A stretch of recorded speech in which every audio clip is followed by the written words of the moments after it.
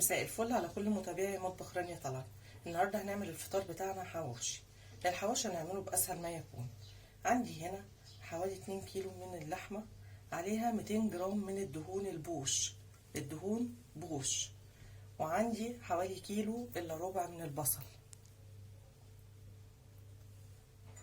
وعندي طماطم متقطعه مكعبات صغيره خالص، وعندي فلفل حامي للي حابب يحط. وهنا عندي بقى التوابل بتاعتي.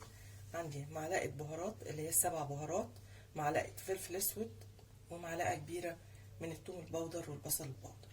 هننزل اول حاجه كده بالتوابل بتاعتي اهي.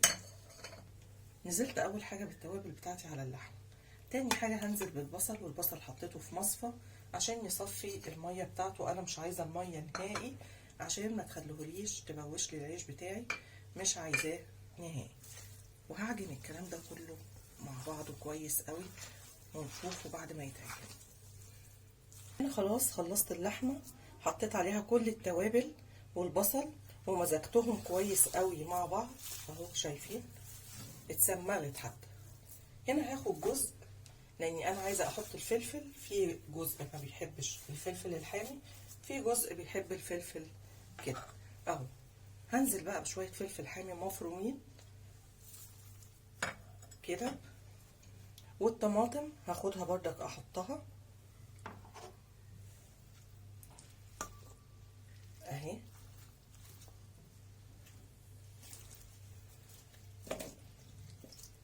بردك الجزء الساده حطيت عليه طماطم. حابه تحطي طماطم حطيها، مش حابه براحتك، وتقدري ان انت تعمليه وتشيليه في الفريزر. بس لو هتشيليه في الفريزر ما تحطيش عليه طماطم عشان الطماطم هتطلع بايشه ومهريه اهو بالطريقه دي كده. ونشوف شكله تاني. هنا بقى عندي العيش بفتحه بالطريقه دي كده اهو، وهحط جواه بقى الحشوه بتاعتنا بتاعت الحواوشي، وافردها بايدي كلها. اتاكد ان اتحشت في الرغيف كله او اتفردت في الرغيف كله بالطريقه دي كده اهو. شايفين المنظر اهو. ونعمل اللي بعده، هنكمله بنفس الطريقه ونشوف هنعمل فيه ايه. وحابه تعمليه في عيش شامي، حابه تعمليه في عيش ابيض اللي يريحك، حابه تعمليه في عيش بلدي زي ما انا عاملاه اللي يريحك، او حسب ما بتحبي.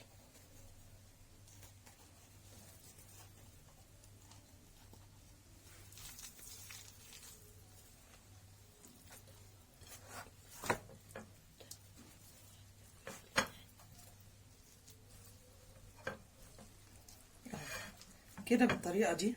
ونشوف بقى هنعمل فيه ايه بعد كده. هنا عندي طاسه حطيت فيها معلقتين من الزيت. هنزل بالعيش بتاعي كده اهو.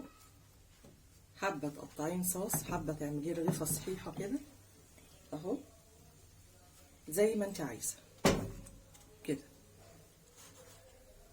بالطريقه دي كده. ونهدي عليه النار، وبعد كده هنروح قلبينه على الوش التاني ونشوف شكله. هنا زي ما شايفين عملنا الحواوشي ولسه سامعين الصوت، لسه حاطين تاني على النار. قدمنا معاه مخلل وسلطه طحينه. اتمنى وصفه الحواوشي بتاعت النهارده تكون عجبتكم وتنفذوها، تطلع زي اللي بتجيبوه من الشارع بالظبط او الجاهز بالظبط واحلى كمان. حبيتي ان انت تضيفيله ليا مع الزيت، انا كنت بعمل كده، بس طبعا احنا في الصيام والواحد معدته مش هتبقى مستحمله، وانا حاطه فيه دهون، فكده كفايه قوي كويس جدا كده. عجبتك الوصفه؟ ما تنسيش اللايك والشير وفولو للشيف رانيا طلعت.